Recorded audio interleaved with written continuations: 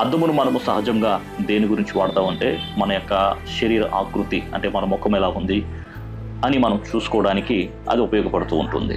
అదే రీతిగా మరి దేవుని యొక్క వాక్యం మనకు సెలవిస్తుంది. మరి మనము ఎలా ఉన్నాము, మన జీవితాలు ఎలా ఉన్నాయి అనేటువంటిది మనము తెలుసుకోవాలి అని అంటే దేవుని యొక్క వాక్యము మనకు ఒక అర్థముగా పనిచేస్తూ ఉంది. అందుకే ఇక్కడ కీర్తన గ్రంథము 19వ అధ్యాయము మరి 12వ వచనం మనం చూస్తే, తన పొరపాటులను కనుగొనగలిగిన వాడు ఎవడు అని బైబిల్ ఇక్కడ మనం చూస్తూ ఉంది.